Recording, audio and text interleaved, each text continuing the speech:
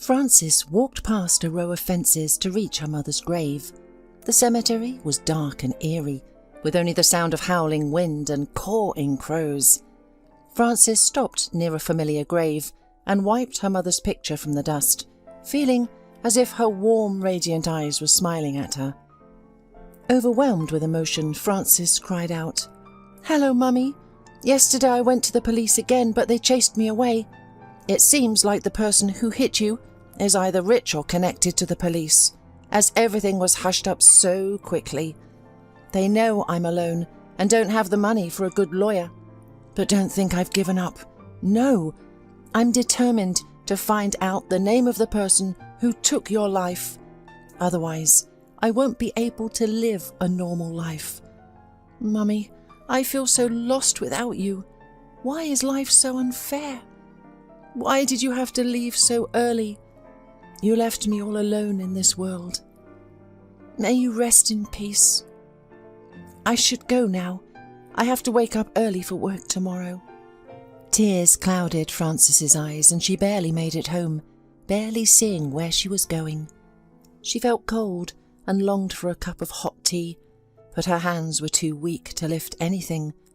The sadness overwhelmed her, and she collapsed onto the old, worn-out sofa, bursting into tears once again, yearning for her most beloved and closest person. Frances's childhood could hardly be described as happy. She grew up alone with her mother in an old house that resembled more of a barn. The walls were cracked and barely held together, the water supply intermittent, and the roof leaked. Frances's mother, Magda, worked as a cleaner in a roadside cafe. The work was very hard, the pay was meagre, and it was a long way to get there. Nothing was known about her father. Frances's mother did not answer any questions about him and only cried, so Frances stopped bothering her. The girl never had any good things, gadgets or fancy toys. That is why Frances hated school. She was called names and disliked there. In the back they constantly shouted, "Beggar! Look guys, she has holes in her sweater sewn up." The girl studied quite well and finished school almost perfectly. Her mum persuaded her to try to enroll in college, giving 1,000 arguments. "Honey, just look at me. Do you want to repeat my fate? Being a janitor all your life? You're smart. At least try to get in.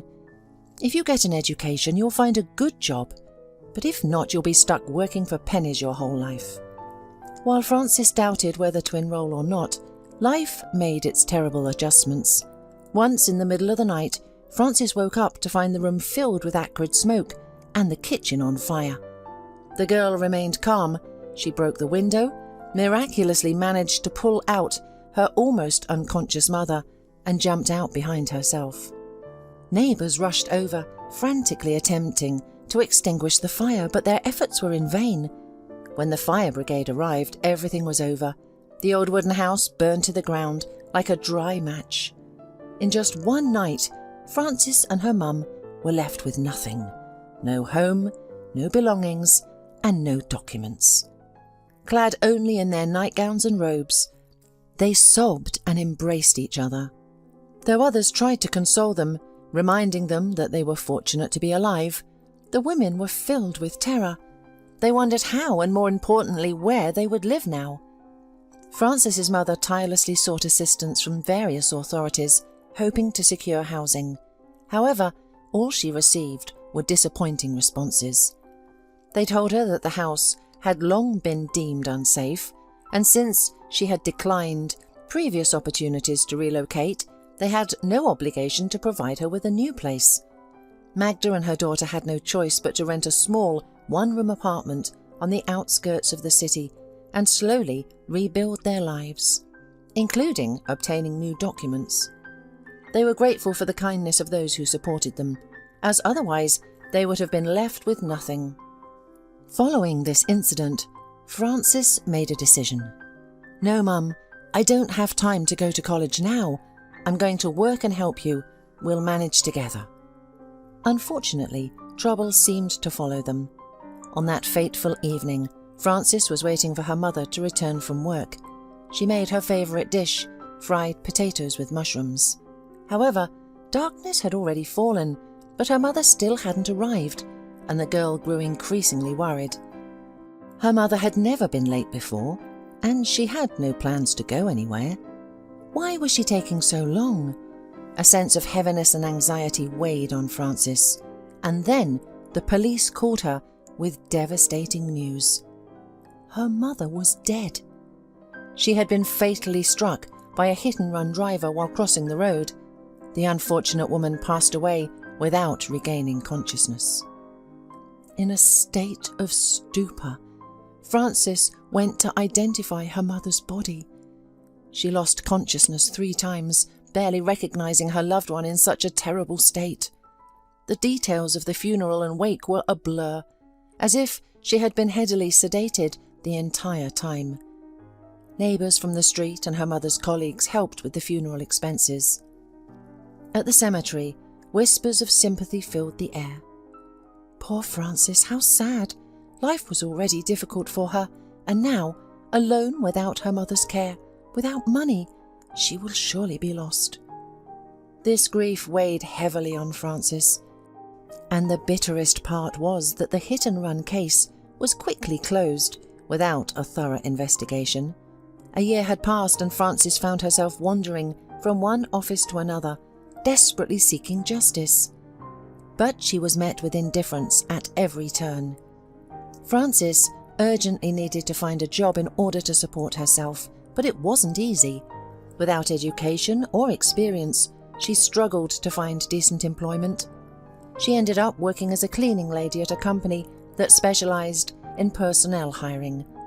The salary was small, and the work was far from suitable for a young and beautiful girl. However, Frances was grateful to have at least a job to pay for her apartment and buy food. The employees at the firm looked at her with bewilderment and condescension, unable to comprehend why a young and attractive girl would resort to such work. Amidst her sad thoughts after visiting the cemetery, Frances fell asleep late. The next morning she reluctantly headed back to her unloved job. The monotony and hopelessness were suffocating her. Poverty had plagued her since childhood, and she saw no way out of it. Around lunchtime, a respectable gentleman in his 30s entered the office. He was tall, dignified, with a penetrating gaze and a strong chin. Frances couldn't help but admire him, as she had only seen men like him in movies. In real life, she had encountered aimless young men without any drive, whom she easily dismissed. The man approached her and asked, "Good afternoon. Can you tell me where the director's office is?" He held a beautiful, expensive leather briefcase and a black folder with documents in his hands. Frances blushed and managed to respond, "Hello, you need to go to the 2nd floor and turn left. It's the first door on your left." The man nodded and stared at Frances for a long time as if evaluating her. This look made the girl shiver. She sighed dreamily, thinking to herself, "If only such a handsome man would marry me." But she immediately warned herself, "I dreamed too much. Handsome men don't marry cleaning girls." A couple of hours passed, and Frances started cleaning the restrooms. Suddenly, in the men's room, on the windowsill, she found the black folder that the visitor had been holding. He must have forgotten it. Frances dropped her cleaning tools, took off her gloves, grabbed the documents, and ran to the director's office. Timidly, she knocked and said, "A visitor who had recently come to you forgot a folder. He was tall, handsome, and wearing a dark blue suit. Please give it to him." The director smiled and said, "Ah, so this is Mario Cohen, our co-founder. Thank you, Frances, I'll call him now." For some reason, Frances's heart fluttered and she remained standing in place, smiling foolishly. The director laughed and said, "Why are you standing there? Go back to work." At the end of the workday, Frances changed clothes and was about to leave when she heard a voice behind her. "Thank you for returning the folder with documents. If they had fallen into the wrong hands, I can't even imagine what would have happened. My name is Mario, and you're Frances. I've already been informed." "Well, Frances, have you finished? Then let's go to the restaurant for dinner. I must thank you. Refusal is not accepted." Frances blushed, feeling embarrassed in her old, out-of-fashion sweater and cheap jeans.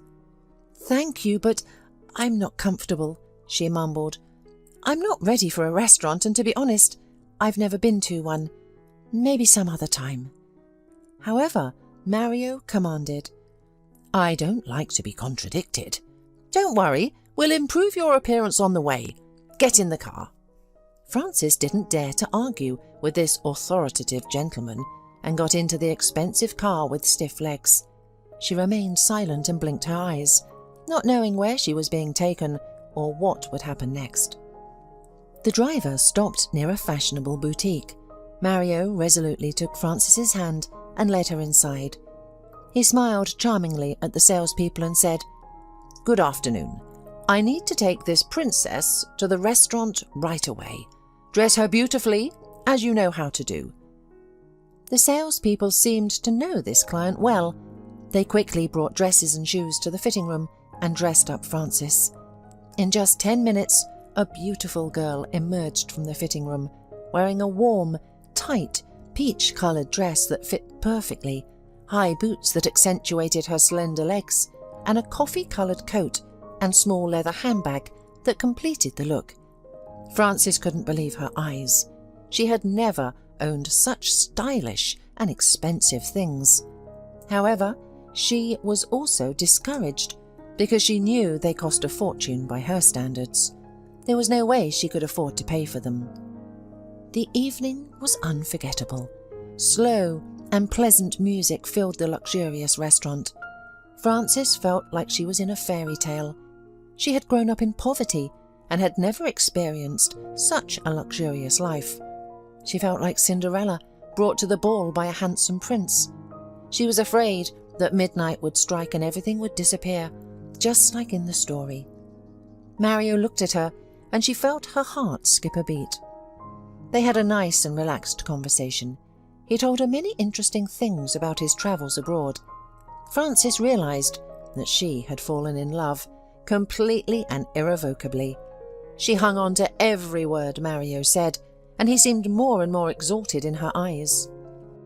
When they parted, Mario swept her into his arms and kissed her passionately. He whispered, "I'll call you soon, dear Frances. Don't forget about me. You have no idea how amazing you looked at the restaurant. It pleased me." So they started meeting each other from time to time. Usually, Mario would call in the afternoon to set up a date. Then the courier would bring flowers and an expensive outfit, and they would go out together and have fun. After a month, Mario unexpectedly took Frances to a 5-star hotel. They entered a luxurious suite, and Mario began kissing Frances and gently pushing her towards the large bed. He whispered sweet words to her, calling her his tender beloved and most desired. "Wait, I can't, I'm afraid," Frances whispered back. But Mario reassured her, saying, "I understand. Don't be afraid. I love you, and everything will be fine. But don't you want this too? I can sense it." Frances hesitated, unable to resist. Though a part of her knew this was all wrong and shouldn't be happening, her heart yearned for his affection and love. A couple of months passed in this fairy tale-like scenario until Frances started feeling terribly nauseous in the mornings. She constantly felt tired and had a strong urge to sleep. Initially, she thought it might be food poisoning. However, when these symptoms persisted every day for a month, she became scared and decided to see a doctor. The diagnosis shocked her. She was pregnant, and most likely with twins. She didn't know whether to rejoice or cry. She and Mario had never discussed having children, and their meetings had only taken place in the hotel. She had no idea how he would react to this news. Anxiously, she awaited their next date. As soon as Mario called her, he could tell something was wrong. He asked her directly, "What happened? You look pale. You have dark circles under your eyes. Have you been crying?" Frances swallowed hard and confessed, "Mario, please don't get upset. I'm pregnant." Here are the ultrasound results. It's still early, but it appears that twins are on the way. They're your babies too, right? I'm so scared." Mario recoiled and grasped his head, exclaiming, "What a fool you are! Were you born yesterday? I thought you were using protection. There are special pills available now. This is all so embarrassing, baby. Look, maybe it's not too late to get rid of it. I'll find a good doctor who can do it anonymously and carefully. I'll take care of all the expenses. I'm at the peak of my career, and I'm going abroad soon. I don't want kids yet. Don't get me wrong. And you're still so young. 2 is such a burden. Be smart. Listen to me. Do as I say. We're fine the way we are. Why complicate such an easy relationship? You must understand that I won't marry you. I just won't be understood in high society." Frances sat there, heartbroken. She never expected such cynicism from the man she loved. She cried and pleaded, "Mario, I don't want to terminate it. These are living beings. Why are you even with me if you didn't want to get married?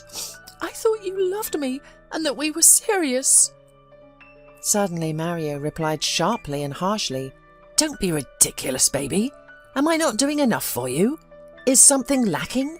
This is life, not a fairy tale. Yes, I like you, and yes, I'm happy with you, but don't expect more. I've said it all. Either you do as I suggested, and we continue seeing each other as before, or you can live your life as you please, but without me. And don't try to blackmail me with illegitimate children. I won't acknowledge them. Think, and think hard." Frances ran out of the restaurant in tears and walked home. She sobbed and resented. Jerk! Such a jerk! To him, I'm just a girl for pleasure, a beautiful doll and nothing more. What a fool I've been. A businessman and a washerwoman. It's really ridiculous. God, what am I going to do? How am I going to support 2 kids on my own? It's so disgusting and revolting. I mean nothing to Mario. I wish I had never met him at all. But how can I live without his touch, his lips, his tenderness? How can I make myself forget him?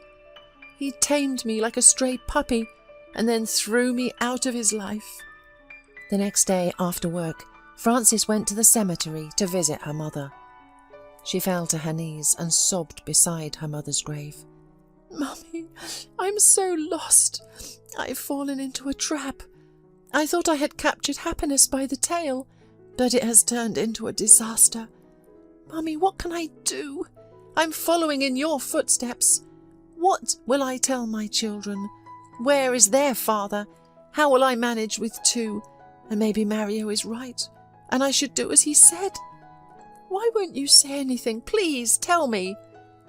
Suddenly the sky darkened, and a strong gust of wind blew, followed by a downpour that seemed to come out of nowhere. The girl was frightened by the eerie and mystical atmosphere. She crossed herself and whispered, "I understand now, Mum. I won't go against your wishes. I won't harm the children. I will endure everything. This is my fate. Thank you for your guidance, my dear." As Frances walked back home, the sky cleared and the sun peeked out. It seemed like the usual changeable spring weather, nothing out of the ordinary. But the girl was certain that all of this had had a more in-depth meaning. She knew her mother believed in her and would never agree to getting rid of the babies. She would face the challenge and find joy in having 2 little blessings. When Frances called Mario to inform him of her decision to keep the children, he abruptly hung up the phone and disappeared from her life forever, going abroad on a long business trip. Homesickness and depression overwhelmed the girl as she desperately missed him. Her mind understood that he was a scoundrel and their relationship had no future, but her heart betrayed her, longing for his sweet embrace. Soon, her co-workers learned about her situation. The news spread, and jokes and laughter followed. They whispered, "Our cleaning lady went off the rails and got pregnant by some unknown man. How disgraceful." Washing floors all day long became increasingly difficult for Frances. She grew tired and counted down the days until her maternity leave. She ate very little, trying to save money for the birth of her children. As a result, her belly wasn't very big, despite carrying twins. After going on maternity leave, life became even more difficult for her. The girl took the place of her retired cleaning lady to clean the territory of her apartment building, even though it was unbearable. One day, overwhelmed with despair, hopelessness and tiredness, she sat down on a frozen bench with a groan. Her back ached, sweat streamed down her back, and Frances suddenly cried out as she looked at the steam rising from her rough red hands. Nearby, a homeless man lingered near the dumpster, his age indistinguishable due to a tangled beard and a hat pulled down over his eyes. He approached Frances and timidly asked, "What are you doing, sister? Mopping floors while pregnant? You shouldn't be doing this. Why are you crying?" Frances had so much on her mind that she poured out her heart to this stranger. "I can't take it anymore. I've been unlucky since birth. I lived with my mother in a hut, then it burnt down. My mum was run over by some scumbag on a crosswalk. I had to become a cleaner myself, but I met a rich businessman on the way. He beckoned me with a beautiful life and sweet speeches. I was a naive fool, and when I got pregnant he left me. How am I supposed to live? I have no savings, and I'm so tired of fighting for a piece of bread. I'm sorry that I'm blowing your mind, but I needed to express myself. I need to go." She stood up, but the homeless man inquired, "What's your name, sister? Where do you live?" Frances hesitated, but replied, "I'm Frances. I rent an apartment in the corner building, number 44. Why are you asking? And what's your name?" The homeless man exclaimed, "I'm Tom. Wait here. I'll be right back. I'll help you as much as I can. Keep your head up." Frances waved her hand, doubting that a homeless man could truly help her. She wandered back home. As she finished her tea in the kitchen, the doorbell rang. She opened the door, surprised by the unexpected visitor. It was Tom, standing on the doorstep with a bag of food and vitamins. "Here, take this. It's food. Vitamins. Eat it. You look pale." "Don't worry, it's not from the garbage. I bought it at the store with the money I got from returning bottles." Frances was moved to tears by this unexpected act of kindness from a stranger. She thanked Tom and invited him in for tea to warm up. He declined, saying he had important things to do and had to visit all the dumps before it got dark. He added, "The wolf feeds by its feet. I'll come back. You eat. It's from the heart." Frances spread the contents of the bag on the table and cried tears of joy. There were apples, oranges, sausage, bread, milk, cheese, and even 2 crispy hot buns from the bakery. It had been a long time since she had enjoyed such treats. She savoured the food with great pleasure and silently wished Tom good health and blessings. He had sacrificed for her, a stranger in need. From that day on, Frances and Tom became friends. The homeless man helped her wash the floors and carried water for her so that she wouldn't have to work so hard. He would come to her for tea and warmth. Frances let him take a shower at her apartment, and they talked a lot about life. Frances talked more, while Tom was always a little wordy and silent. She often complained about where to buy a used crib and stroller. But Tom grumbled, "You do not hurry. You shouldn't buy anything before childbirth. I heard it's a bad omen. Here you will give birth, then buy." Frances laughed and said, "With 2 screaming babies, how will I buy it? Oh, Tom, I'm so scared. To be honest, 2 at once. Will I manage? How will I survive with them? My head is spinning." Tom smiled and tried to encourage her, saying, "Don't worry, sister. We'll get through this. I'll help you in any way I can. You are good that you decided to give birth. Children are happiness. They are from God. and you have two at once. So wait, soon you'll be twice as happy." Francis laughed and replied, "Oh, Tom, don't be ridiculous. I think happiness and I live on different sides of the world." Before the birth, which was less than a month away, Francis persisted in cleaning, although the elderly concierge, Mrs. Oliver, grumbled, "Stop carrying buckets, girl, or you'll give birth here on the stairs, and we'll have a scandal. I've arranged for you to work illegally out of the goodness of my heart." But Francis only smiled and tried to cheer up. "I really appreciate you helping me, but don't worry, I won't give birth here. I still have a month to go, and I really need the money." That day there was a serious snowstorm, and for some reason Tom didn't come, even though they had agreed. Francis had almost finished cleaning everything, but suddenly she felt sick, and a hellish, unbearable pain pierced her whole body. Blood rushed down her legs.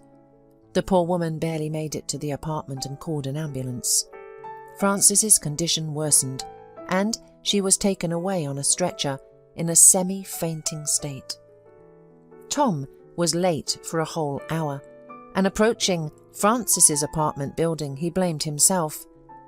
"I'm not a man of my word. I promised to help Francis. She'll think I'm a blabbermouth." He knocked and rang the doorbell, but no one opened the door. Dreadful thoughts crept into his head. The man went down and asked the concierge, "Mrs. Oliver, do you know where Francis from the 44th is? Did something happen?"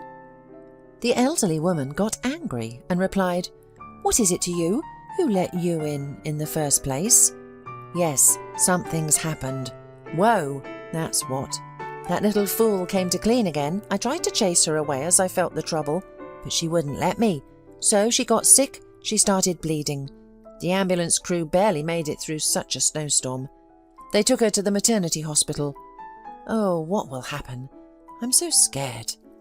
Tom, not remembering himself, rushed to the maternity hospital, despite the heavy snowstorm and frost.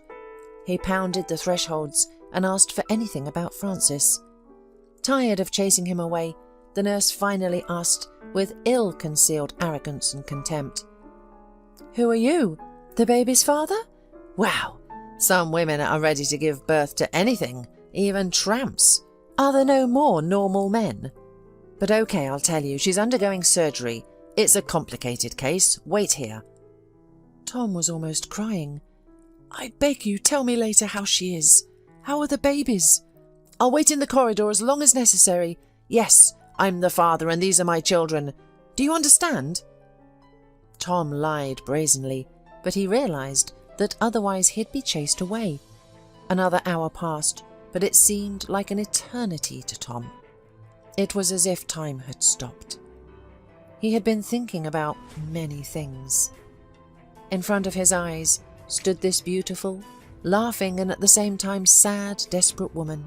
He himself did not understand why she so caught him, why he just physically could not live without Francis, and he didn't care that she was giving birth to another man's children, and it didn't matter how many there were, 1, 2, or 10. He'll take them all as his own, as long as she was always near him. There was some inner bond between them, a special warmth. At last, a tired, grey-haired doctor came out to him and said, "You are the father of Francis' babies. Congratulations, you have twins, a boy and a girl. They are weak, of course, but nothing to worry about. I'll write you a list of things to buy for premature babies. Bring it tomorrow. And now please go home, you can't see her now." Tom was over the moon. "Thank you, I'll buy everything. I'll be there tomorrow morning." The doctor looked at him critically. "By the way, you should at least clean yourself up. It's a maternity hospital after all." But Tom didn't hear him any more. Only one thought was beating in his brain. His beloved Francis is alive, and the babies are well too. And that means everything will be all right. The next day, Francis was transferred to the general double ward, and the babies were brought in for feeding. They were tiny and funny, like two shriveled gnomes. When Francis saw her babies, she sobbed with happiness. She was a mum now, and no longer alone. She had 2 little bundles of joy. Suddenly, her ward neighbour, who was standing near the window, said excitedly, "Look, another happy daddy. He's writing something in the snow. What a strange, shaggy man. Is he a homeless person?" Upon hearing this, Frances opened her eyes and struggled to rise. She waddled to the window, even though it was difficult. What she saw shocked her. There stood a joyful Tom, and on the snow in huge letters it was written, "Frances, I love you." Overwhelmed, Frances burst into tears. She waved to Tom like a madwoman and blew him air kisses. The neighbour looked at her perplexed and said, "Is he your husband? He looks like a drunken vagrant. That's hilarious." Frances brushed off her comments, saying, "You don't understand anything. This is the best man in the world. Do you understand? He may be a hobo, but he didn't abandon me. He was there for me in the toughest moment, when I didn't want to live. He starved himself to buy me groceries and cleaned the floors instead of me, so I wouldn't have to work too hard. He is a real man." Frances didn't care what others thought. This was her life and nobody else's. She had a roof over her head, even if it wasn't her own. She had feelings, support, and together they would overcome anything. A nurse entered and shocked Frances once again, saying, "Your children's father brought all the necessary things for newborns, so don't worry." Frances was shocked. Where did Tom get the money?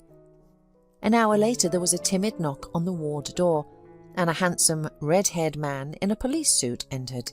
He smiled, held a bouquet in his hands, and walked straight to Frances. She blinked her eyes and looked at him dumbfounded. Tom? The same warm blue eyes and smile, but where were the beard and braids? What kind of masquerade was this? Meanwhile, Tom sat down on a chair and said, "Frances, I congratulate you on the birth of the babies. I'm sorry I wasn't there when you were sick. I rushed as fast as I could, but there was a snowstorm and I was an hour late. I thought I'd go crazy when I heard you were bleeding and taken away in an ambulance. Now, I'll tell you the truth. I'm not really a bum or a vagrant. I'm an undercover police officer. All this time I've been investigating a drug den and a distribution point in your neighbourhood. When I first saw you crying and so defenceless on that bench, something in me changed. It wasn't just pity, but something bigger and lighter filled my soul. I can't explain it. I can't be without you, Frances. Marry me. The children will be ours, and I'll give them my last name. I want to spend my whole life with you, and I don't need anyone else. I have my own 2-bedroom place, and I'll take you and the kids there if you agree. I'm not a millionaire, I'm not rich, and my job is dangerous, but I'll always be there for you." The other woman in the ward wept, and then she went out into the corridor, realizing that Frances and Tom needed a moment alone. Frances cried tears of happiness and whispered, "Tommy, my darling, thank you for everything. I agree. I believe in you, and you supported me in my darkest hour. But I'm scared. What if you quickly get tired of everything? Taking care of 2 babies is very hard. There will be sleepless nights and exhaustion. Will you be able to love them as your own? Just answer honestly. And how will your parents react to all this? They'll probably be against it." "I will try very hard," Tom said firmly. "You just trust me. I won't betray you, hurt you, or disappear. Now we are together, hand in hand for life. I love you, Frances. I've always lived my own life. My relationship with my parents is not excellent. My father is from law enforcement, and my mother has suffered because of it. She categorically did not want me to become a police officer, but I decided, and I don't regret it. If they love me, they'll accept my choice." They hugged each other tightly and sat like that until the children were brought in for feeding. The boy was stronger and ate by himself, while the girl had to be fed from a special bottle to make it easier for her. Tom decided to do it himself. He carefully took the baby, smiled at her, and began to slowly feed her. He didn't rush, gave her a breath and said, "Eat, eat, my little Thumbelina. Eat, sweetie. Grow big and make your mummy and daddy happy. That's a good girl. There's just a little bit left, so do your best." Surprisingly, the girl heard him, sighed and finished the rest of the mixture. Frances was filled with admiration. She had never dared to dream of such happiness, and had thought that she would remain a lonely poor woman with 2 children. Upon discharge, Tom arrived in a company car with a huge bouquet of roses and balloons.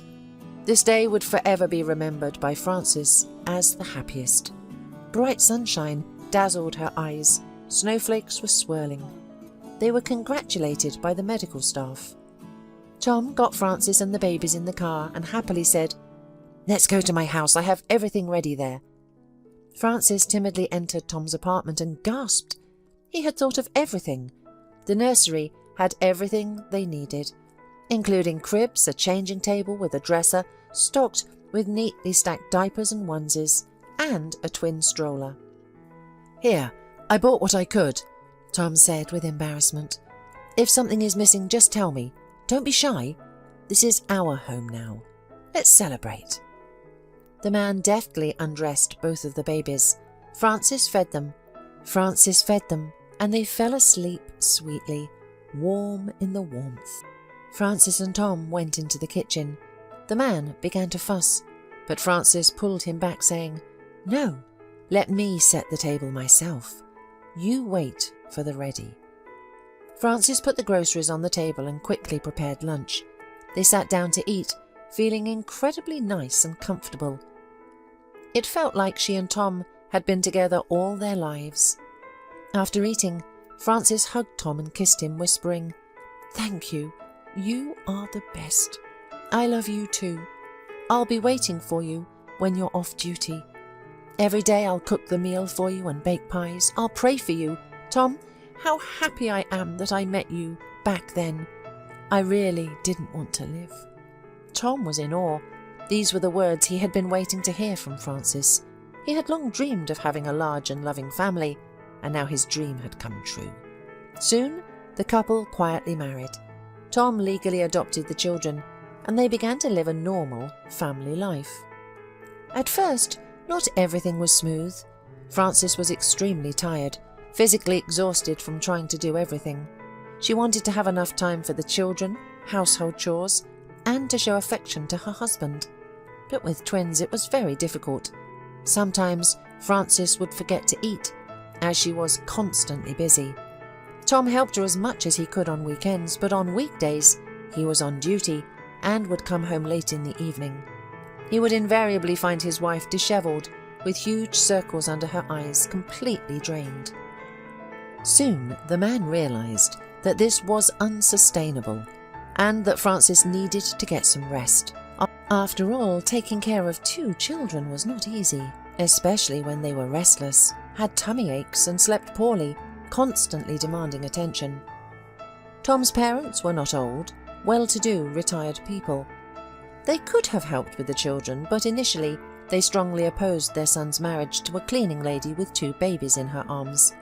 This led to arguments and a complete breakdown in communication. Tom's mother, Mrs. Berger, was particularly angry.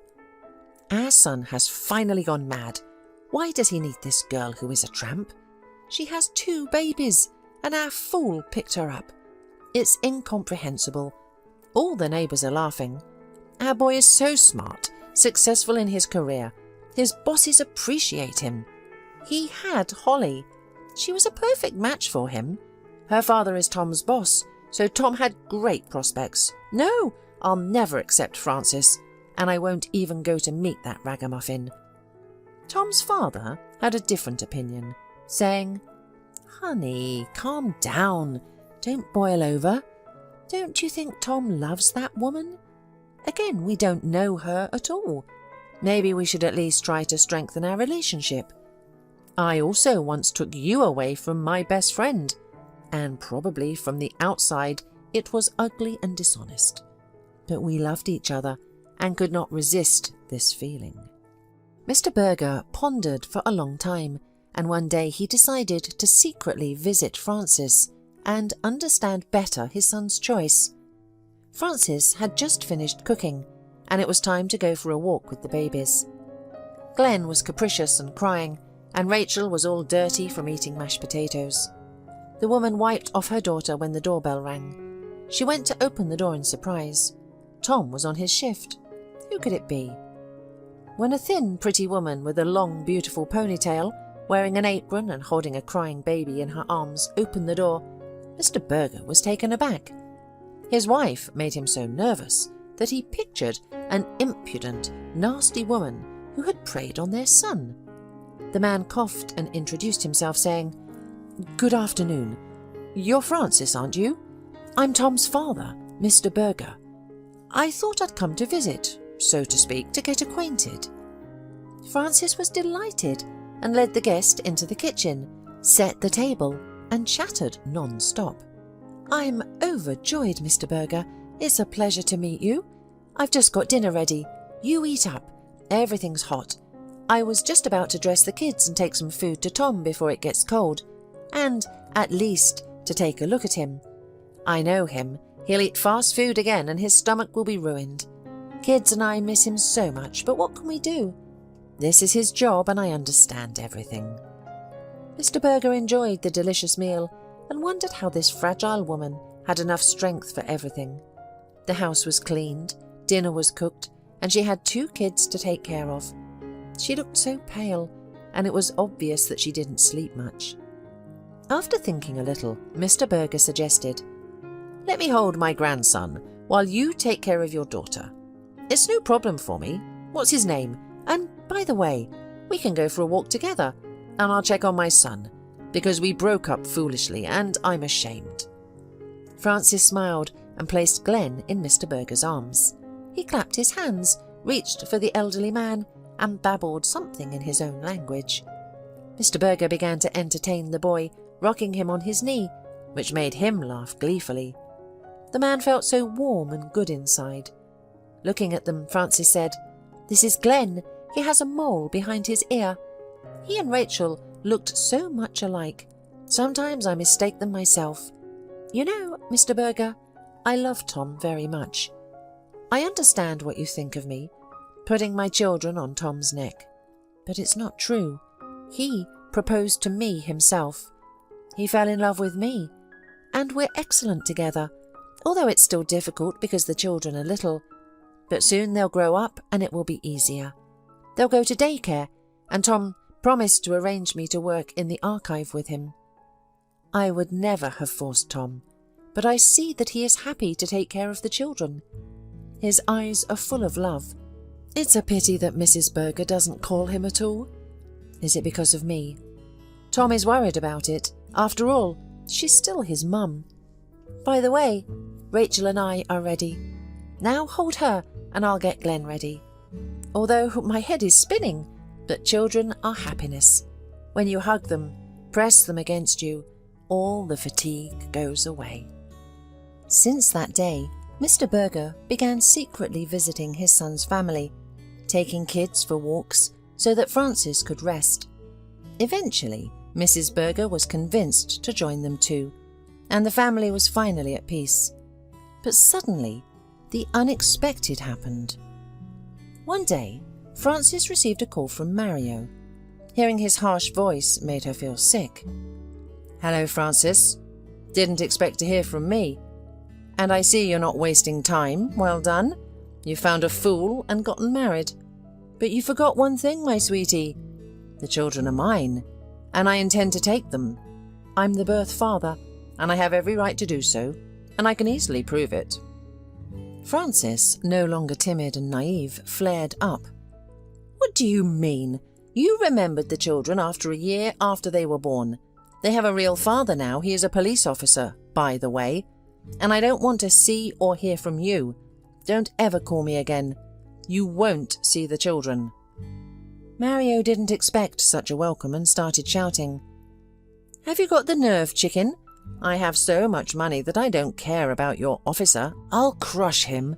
And I'll take the kids anyway. I'll make the genetic test and take them abroad if they are mine. Is that clear? It's better to negotiate amicably. Otherwise, I'll make your life with your Romeo difficult." Francis hung up the phone and burst into tears. Concerned, Tom asked, "Darling, what happened? Who called you? Your ex-boyfriend? What does he want? I'm not giving you to anyone, and I'm already terribly jealous." "He doesn't need me," Francis answered through sobs. "He said that he would take my children away, certainly. He mentioned genetic testing, and if I don't give them to him, he'll make our lives miserable. Tom, I'm so scared. You have no idea the kind of connections he has. He can get away with anything. What if he really takes the children away from us?" Tom hugged his wife and reassured her. "Francis, look at me. Don't cry. Calm down. I promise you, nothing will happen to the children.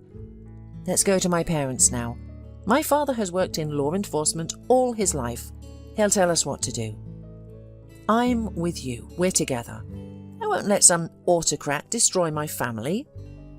At the family council, it was decided to send Francis and the children to the Aunt Lynn, who lived in the village.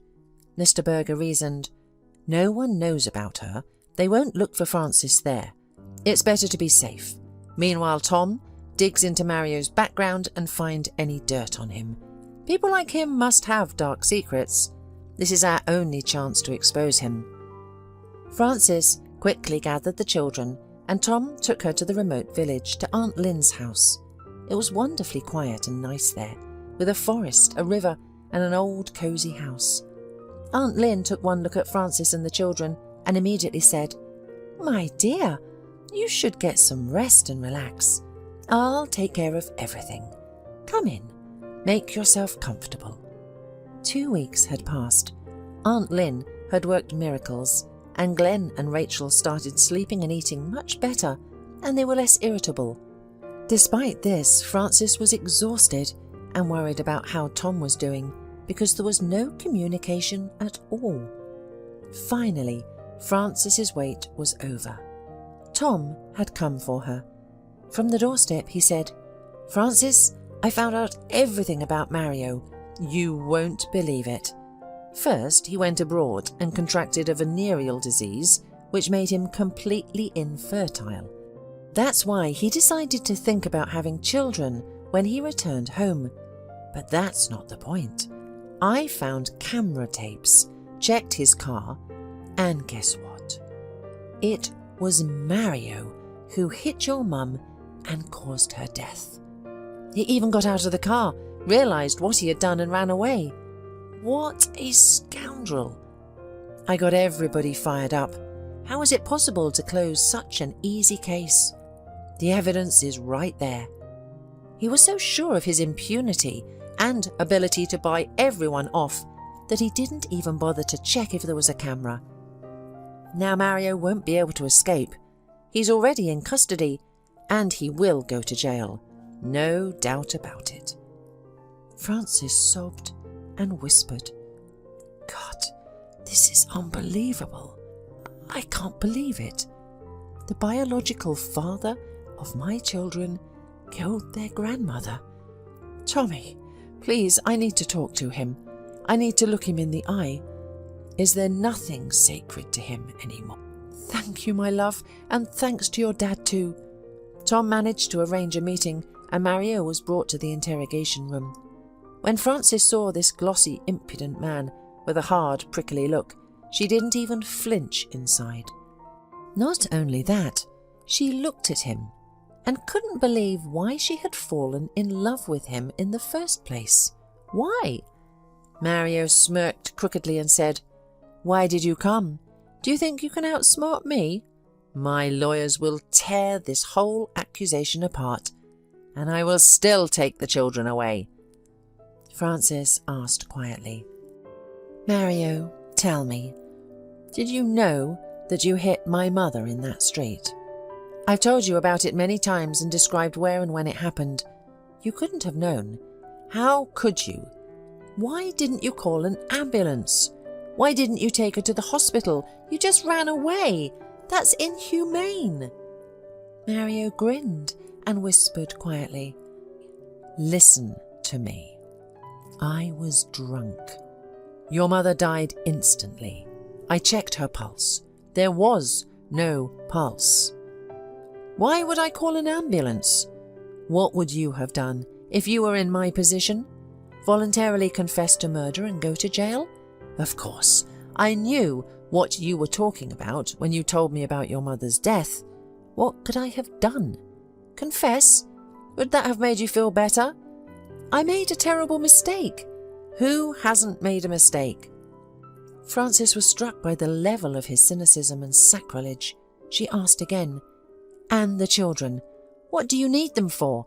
Do you have any idea what it's like to have 2 one-year-old children? They're not dolls. They need round-the-clock care. You have to love them, truly love them, give them your best. Are you capable of that? You threw me out of your life. You ran away abroad. You wanted me to get rid of them. And now all of a sudden you want to play the role of a father? Is there any humanity left in you?" Glenn and Rachel adore Tom. They call him Daddy. They wait for him when he's away. They fall asleep in his arms. He wakes up at night for them. We raise them together, take care of them, worry about them. We are a family, a real family. So why do you want to ruin our lives? Please come to your senses and leave us alone. Do something good for once. However, I will never forgive you for what you did to my mother." Mario returned to the cell and began pounding furiously at the wall with his fist in anger. He roared in a frenzy, realizing that Frances was right about everything. In fact, he didn't love children, didn't know them, and didn't think about them at all, for now. The rich man changed girls like gloves, feeling like the king of life. It was only when one of them gave him a bouquet of diseases, which he barely cured, that he suddenly realized he was living for nothing. Who were all these girls to him? His millions couldn't warm the soul, because it turns out you can't buy happiness. So he decided to take Frances's children away, knowing that he would not have the chance to be a father anymore.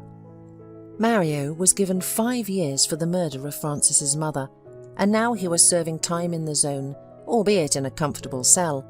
He rethought a lot and even wrote a letter to Frances apologizing for everything and promising never to harm her or her children again. He also asked her to send him photos of the kids from time to time. Frances often visited her mother at the cemetery, and one day Frances said, "You know, Mum, I thought that if I found out the name of the killer and he was punished, it would be revenge and my soul would calm down." Was I relieved when Mario went to prison? Not a bit. You can't be revived. You can't come back. But you know, Mum, I'm happy now. Tom is the best husband and a caring father. We're even thinking of having another child.